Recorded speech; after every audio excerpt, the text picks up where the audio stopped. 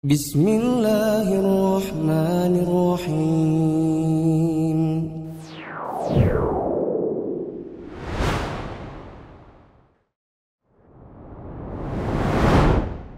Bismillahirrahmanirrahim. Assalamualaikum warahmatullahi wabarakatuh.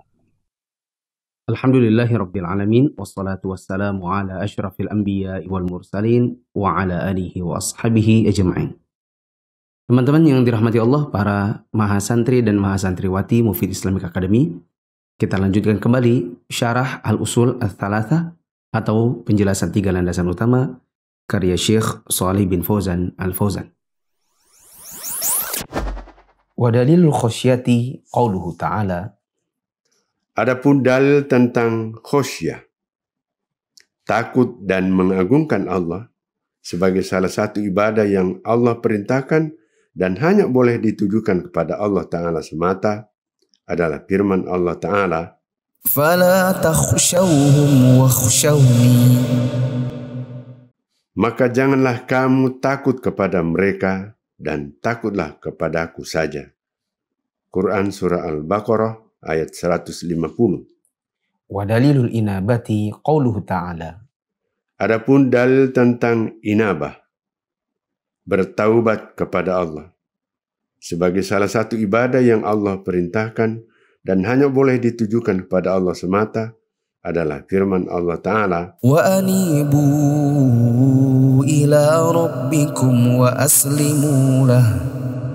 dan kembalilah kamu kepada Tuhanmu dan berserah dirilah kepadanya. Quran Surah Az-Zumar ayat 54. Wa dalilul isti'anati qauluhu ta'ala. Adapun dalil tentang isti'anah atau meminta pertolongan kepada Allah sebagai salah satu ibadah yang Allah perintahkan dan hanya boleh ditujukan kepada Allah Ta'ala semata adalah firman Allah Ta'ala, Iyyaka na'budu wa iyyaka nasta'in. hanya kepada Engkau kami menyembah dan hanya kepada Engkau kami meminta pertolongan.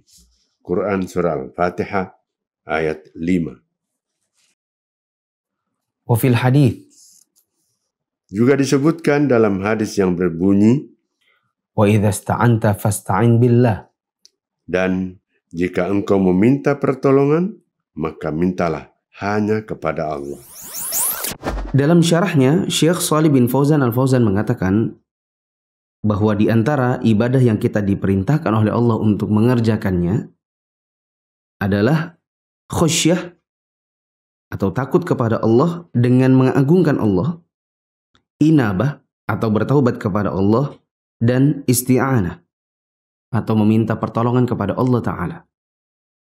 Ketiganya adalah ibadah yang hanya boleh ditujukan kepada Allah Ta'ala berdasarkan firman Allah, fala takhshawhum wakhshawni, maka janganlah kamu takut kepada mereka, tapi takutlah kepadaku saja. Begitu juga firman Allah, wa anibu ila rabbikum wa aslimulah, kembalilah kamu kepada Tuhanmu dan berserah dirilah kepadanya. Dan juga firman Allah, iyyaka na'budu wa iyyaka nasta'in, hanya kepada Engkau kami menyembah dan hanya kepada Engkau kami mohon pertolongan. Kalau ada yang bertanya, apa itu khasyah? Jawabannya, khasyah itu adalah rasa takut kepada Allah disertai dengan pengagungan. Sebagian ulama ada yang mengatakan khasyah itu adalah rasa takut disertai dengan ilmu. Bedanya dengan khauf yang juga sama-sama rasa takut. Khauf ini ada yang sifatnya manusiawi. Seperti khauf kepada binatang-binatang yang memangsa. Ya, sedangkan khasyah itu adalah rasa takut yang dibarengi dengan sebuah ilmu atau pengetahuan seperti khasyah kepada Allah. Jika ada yang bertanya, apa itu inabah?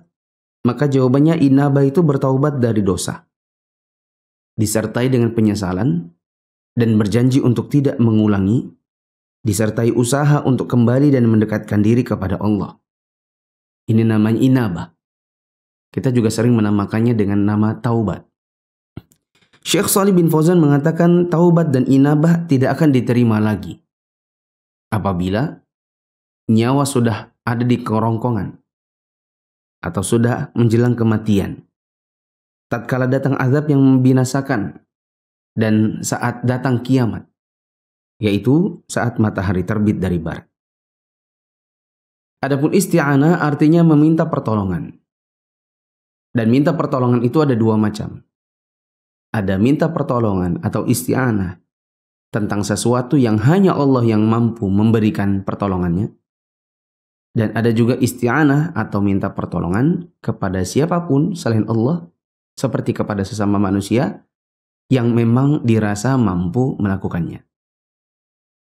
Contoh minta pertolongan hanya kepada Allah karena Allah yang mampu melakukannya adalah minta pertolongan saat terjadi bencana alam. Agar diselamatkan keluarganya, agar diselamatkan orang-orang di sekitar tempat tinggalnya. Ini hanya bisa kepada Allah Ta'ala. Maka barang siapa yang mengerjakan isti'anah semacam ini, tapi bukan kepada Allah, maka dia telah berbuat syirik. Nah, adapun contoh yang kedua, minta pertolongan kepada yang selain Allah karena yang dimintai tolong mampu. Misalnya, seorang lelaki dikejar oleh penjahat yang membawa pistol atau membawa senjata tajam. Lalu dia lari ke kantor polisi dan dia minta tolong, "Pak polisi, tolong, ada orang mengejar saya dengan senjata." Maka polisi mampu memberikan pertolongan seperti memberikan perlindungan, atau karena polisi juga punya senjata. Ya. Contoh yang lain, kita jalan pakai kendaraan, lalu kendaraan kita pecah bannya di jalanan. Kita bawa kendaraan tersebut, apakah didorong, ya, kemudian masuk ke bengkel untuk memperbaiki bannya. Kita minta tolong sama si tukang ban. Maka ini adalah sebuah isti'anah yang diperbolehkan.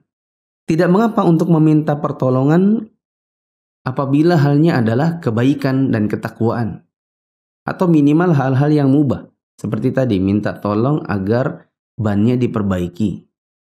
Ya. Atau mobilnya mogok karena berat kalau dorong sendiri, lalu minta orang-orang di sekitarnya, "Tolong bantu saya mendorong." Perbuatan seperti ini adalah perbuatan yang diperbolehkan, bahkan melakukannya bisa jadi mendapatkan pahala. Karena Allah Subhanahu wa Ta'ala berfirman, "Wa ta'awanu 'alal birri wat taqwa wa la ta'awanu 'alal itsmi wal 'udwan." Dan tolong menolonglah kamu dalam mengerjakan kebaikan dan ketakwaan, dan jangan tolong menolong dalam berbuat dosa dan permusuhan. Al-Quran surat Al-Ma'idah ayat 2. Begitu juga Rasulullah SAW bersabda, "Wallahu fi 'aunil 'abdi ma kana al-'abdu fi 'auni akhihi." Akan senantiasa Allah menolong seorang hamba selama hamba tersebut menolong saudaranya. Syekh Shalih bin Fauzan juga mengatakan di dalam surat Al-Fatihah ayat 5 ada kalimat iyyaka nasta'in. Kepada engkau kami minta pertolongan. Kalimat ini mengandung objek yang didahulukan daripada pekerjaan. Iyyaka, kepada engkau, ini didahulukan daripada nasta'in atau minta pertolongan. Di dalam bahasa Arab, susunan kalimat seperti ini, di mana objek diletakkan lebih dahulu daripada pekerjaan, itu mengandung pembatasan di mana objek itu saja yang terkena pekerjaan yang disebutkan. Sebelum saya masuk ke dalam tafsir ayat ini, saya berikan analogi dulu. Ada beda antara nasi saya makan, ya, dengan saya makan nasi. Kalau saya makan nasi, maka ada kemungkinan yang saya makan bukan cuma nasi. Ya, jadi kalau ditanya, "Kamu makan apa tadi?" "Saya makan nasi." "Apakah nasi aja?" "Oh tidak, ada telurnya, ada sayurnya." Sedangkan kalimat nasi yang saya makan, maka itu ada kemungkinan bahwa tidak ada yang dimakan kecuali nasi saja.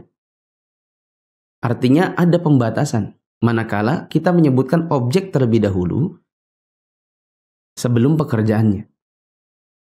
Sekali lagi ya, saya makan nasi, itu sangat memungkinkan yang dimakan bukan cuma nasi. Sedangkan nasi yang saya makan, itu kemungkinan terbesarnya adalah hanya itu yang dia makan. Hanya nasi yang dimakan. Contoh yang lain. Siapa yang kamu bunuh? Ada 3 korban di sini. Si tertuduh mengatakan, saya bunuh Tono. Perkataan ini sangat memungkinkan bahwa 2 korban sisanya dia juga yang bunuh. Beda halnya kalau dia mengatakan Tono yang saya bunuh. Maka yang dimaksud oleh si tertuduh ini adalah dia hanya bunuh si Tono. Sedangkan 2 korbannya yang tersisa bukan dia yang bunuh. Nah, kembali kepada apa yang disebutkan Syekh Shalih bin Fauzan di sini. Iyyaka nasta'in. Engkau yang kami mintai pertolongan, atau kepada engkau kami minta pertolongan. Ini menunjukkan bahwa hanya kepada engkau, dalam hal ini maksudnya adalah Allah, kita minta pertolongan. Karena kita mendahulukan penyebutan objek ketimbang pekerjaannya. Wallahu a'lam bishawab. Selanjutnya, di antara ibadah yang Allah perintahkan adalah isti'adzah dan istighatsah. Wa dalilul isti'adzati qauluhu ta'ala. Adapun dalil tentang isti'adzah, memohon perlindungan kepada Allah sebagai salah satu ibadah yang Allah perintahkan dan hanya boleh ditujukan kepada Allah Ta'ala semata, adalah firman Allah Ta'ala, Qul a'udzu birabbil falaq. katakanlah, aku berlindung kepada Tuhan yang menguasai subuh. Quran Surah Al-Falaq ayat 1. Wa qauluhu ta'ala. Dan juga firman Allah Ta'ala, Qul a'udzu birabbin nas. katakanlah, aku berlindung kepada Tuhan yang memelihara dan menguasai manusia. Quran Surah An-Nas ayat 1. Wa dalilul istighatsati qauluhu ta'ala. Adapun dalil tentang istighosa atau meminta pertolongan kepada Allah dalam kondisi sulit sebagai salah satu ibadah yang Allah perintahkan dan hanya boleh ditujukan kepada Allah Ta'ala semata, adalah firman Allah Ta'ala, إذ تستغيثون ربكم فاستجاب لكم. ingatlah ketika kamu memohon pertolongan kepada Tuhanmu, lalu diperkenankannya bagimu. Quran Surah Al-Anfal ayat 9. Syekh Shalih bin Fauzan mengatakan bahwa di antara ibadah yang Allah perintahkan kepada kita adalah isti'adzah dan istighatsah. Kalau ada yang bertanya apa itu isti'adzah, jawabannya memohon perlindungan kepada Allah. Adapun istighatsah, maka artinya meminta pertolongan kepada Allah dalam kondisi sulit. Karena ibadah hanya boleh ditujukan kepada Allah, maka isti'adzah dan istighatsah juga hanya boleh ditujukan kepada Allah dan tidak boleh kepada yang selain Allah, karena itu termasuk perbuatan syirik. Syekh Shalih bin Fauzan juga mengatakan bahwa orang Arab di zaman jahiliyah, jika singgah di sebuah tempat, maka mereka akan berkata, aku berlindung kepada jin pembesar di tempat ini. Maka Rasulullah SAW kemudian mengajarkan manusia untuk menggantikan apa yang dahulu mereka biasa ucapkan. Kata Nabi SAW, Man nazala manzilan thumma qala a'udzu bikalimatillahi tammati min syarri ma khalaq, lam yadurruhu syai'un hatta yartahila min manzilihi dzalik. Barang siapa singgah di sebuah tempat, kemudian dia mengucapkan, A'udzu bikalimatillahi tammati min syarri ma khalaq. Aku berlindung dengan kalimat-kalimat Allah yang sempurna dari kejahatan makhluk yang Dia ciptakan. Siapa yang mengucapkan kalimat ini, maka tidak ada sesuatu apapun yang dapat membahayakan dirinya sampai dia meninggalkan tempat tersebut. Inilah yang disebut dengan isti'adzah yang benar, yaitu memohon perlindungan hanya kepada Allah Ta'ala. Syekh Shalih bin Fauzan juga mengatakan, meminta pertolongan dalam kondisi sulit atau istighatsah juga ada 2 macam. Ada istighatsah dalam hal-hal yang tidak ada yang mampu melakukannya kecuali Allah Ta'ala. Dan ada juga istighatsah pada hal-hal yang mampu dilakukan oleh makhluk. contoh istighotsah yang hanya bisa ditujukan kepada Allah, karena hanya Allah yang mampu melakukannya. Misalnya ada istighotsah dalam menghadapi bencana. Di negeri kita sering ada namanya istighotsahan menjelang ujian. Ya. Dan mereka menganggap ini adalah kondisi sulit sehingga butuh meminta pertolongan secara khusus. Karena ini kondisinya ya sulit. Yang mampu memberikan taufik untuk mengerjakan ujian, yang mampu menyelamatkan seseorang dari bencana alam, itu hanya Allah Ta'ala. Sehingga istighotsah dalam kondisi sulit itu hanya boleh ditujukan kepada Allah Ta'ala seperti yang ada di dalam contoh tadi. Bila ada yang mengerjakannya kepada yang selain Allah, misalnya mau ujian, istighotsahnya ke tempatnya mbah dukun, atau istighotsahnya ke kuburan, maka ini adalah istighotsah yang sifatnya syirik, perbuatan dosa besar yang bisa jadi menjatuhkan seseorang ke dalam kesyirikan besar, ya. Dan ini bisa mengeluarkan seseorang dari Islam. Adapun istighotsah yang kedua yang mampu dilakukan oleh makhluk, misalnya istighotsah dari kejaran massa. Ya, contoh, ada orang mencuri, lalu ketahuan, dikejar massa. Kemudian dia berlindung di tempatnya Pak RT. Tolong Pak, saya dikejar masyarakat. Saya takut digebukin. Ya. Maka ini termasuk di antara bentuk istighotsah kepada sesama makhluk. Nah, pertanyaannya, apakah yang dimintai perlindungan itu mampu mengerjakannya? Ya, misalnya dia tokoh masyarakat. Dia katakan, oh ya sudah di sini saja, kamu jangan keluar. Tapi saya panggil polisi ya. Ya Pak, nggak apa-apa. Daripada digebukin masa mendingan masuk penjara. Ya, lagian kamu sih. Apa juga nyolong. Kemudian si tokoh masyarakat ini keluar. Kemudian dia mengatakan, maaf bapak-bapak, ya kita jangan main hakim sendiri. Sudah kita panggil polisi saja. Kemudian orang-orang tenang, lalu dia panggil polisi dan polisi menangkap si penjahat yang meminta perlindungan tadi. Maka ini istighotsah yang diperbolehkan. Allahu a'lam bishawab. Berikutnya di antara ibadah yang kita tujukan kepada Allah Ta'ala adalah dzabh dan nazar. Wa dalilu dzabhi qauluhu ta'ala. Adapun dalil tentang penyembelihan sebagai salah satu ibadah yang Allah perintahkan dan hanya boleh ditujukan kepada Allah Ta'ala semata adalah firman Allah Ta'ala. Qul innani hadani rabbi ila siratin mustaqimin dinan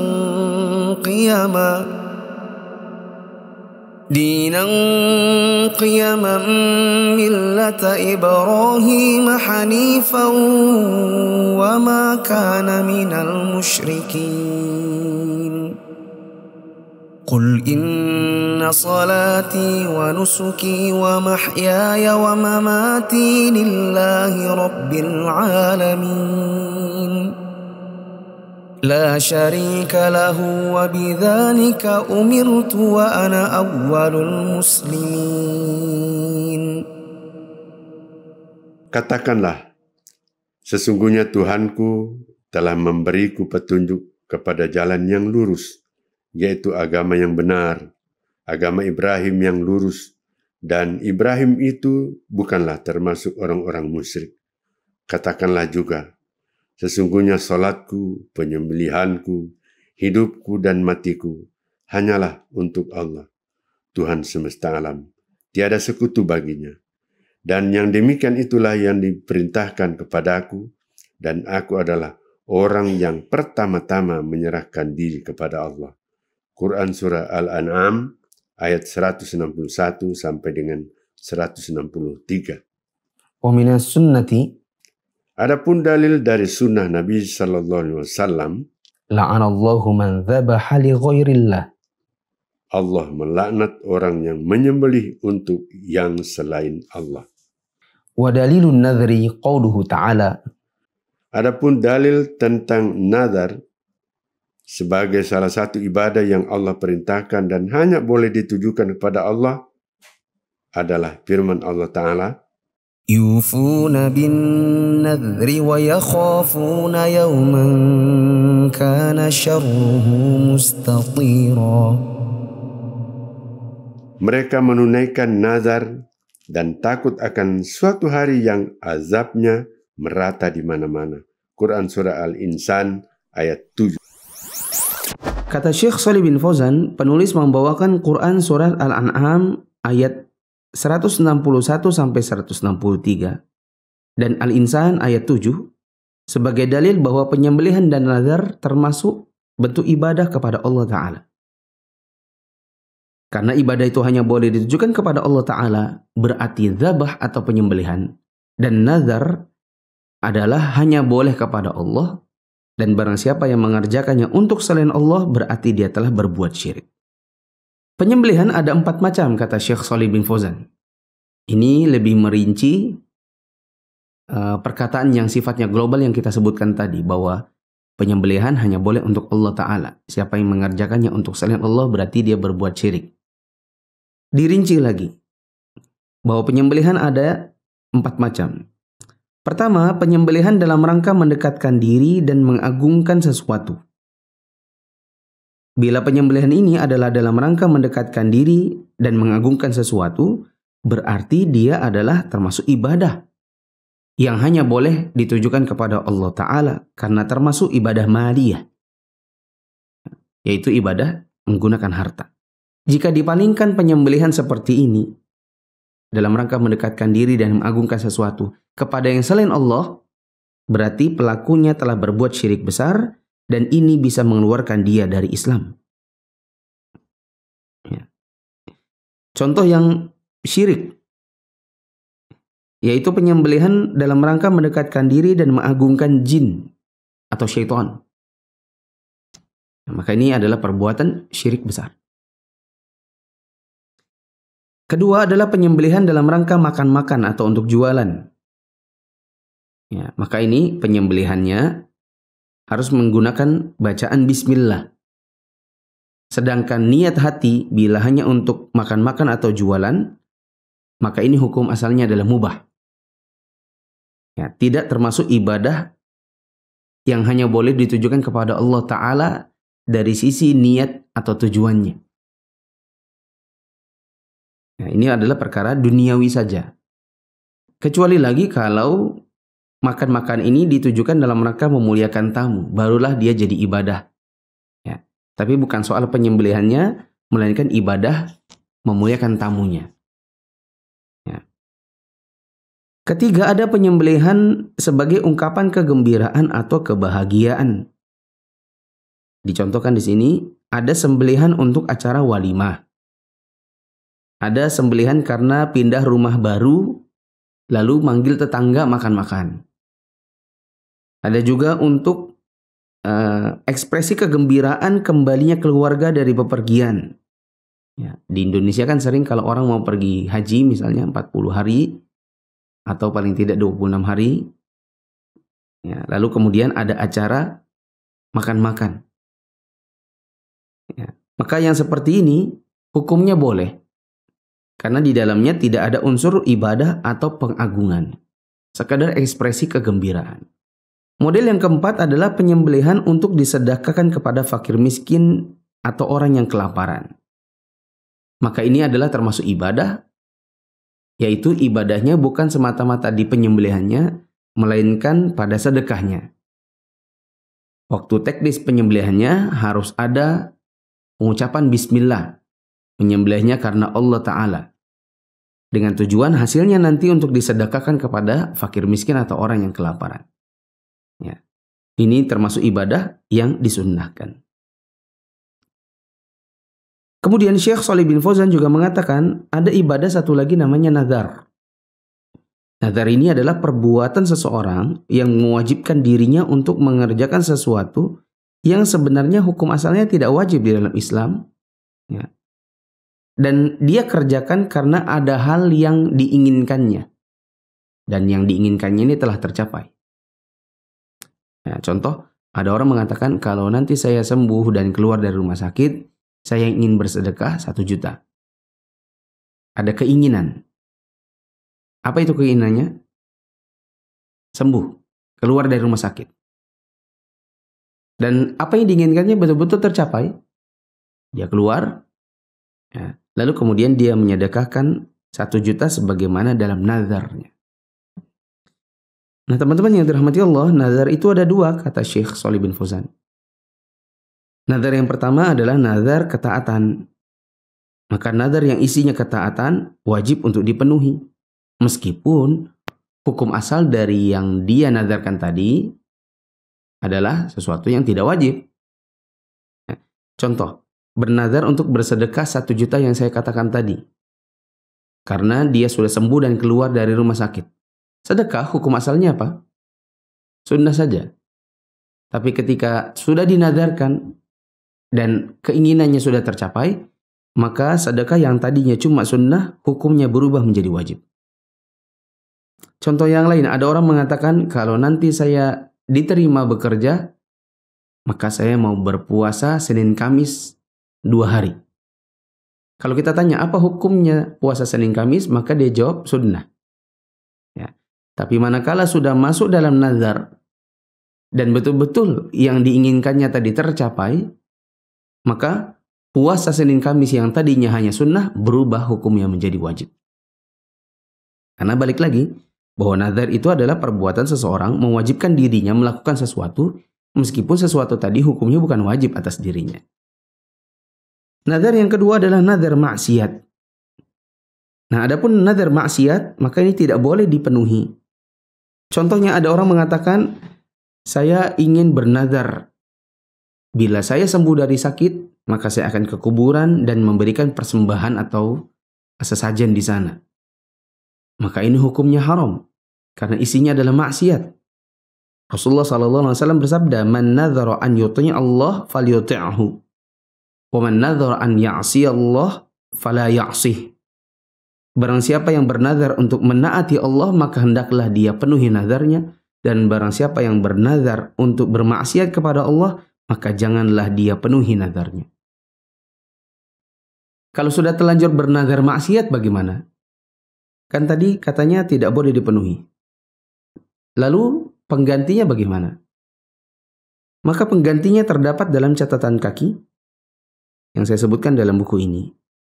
Wajib untuk membayar kafarat sebagaimana dalam firman Allah, Allah tidak menghukum kamu disebabkan sumpahmu yang tidak dimaksudkan untuk bersumpah, tetapi dia menghukum kamu disebabkan sumpah yang kamu sengaja. Kafarat untuk melanggar sumpah itu adalah memberikan makan 10 orang miskin dari makanan yang biasa kamu berikan kepada keluargamu, atau memberikan pakaian kepada mereka, atau memerdekakan budak. Dan barang siapa yang tidak sanggup melakukan yang demikian, maka dia berpuasa selama 3 hari. Yang demikian adalah kafarat untuk sumpah-sumpahmu yang telah kamu lakukan namun kamu langgar atau tidak kamu tunaikan.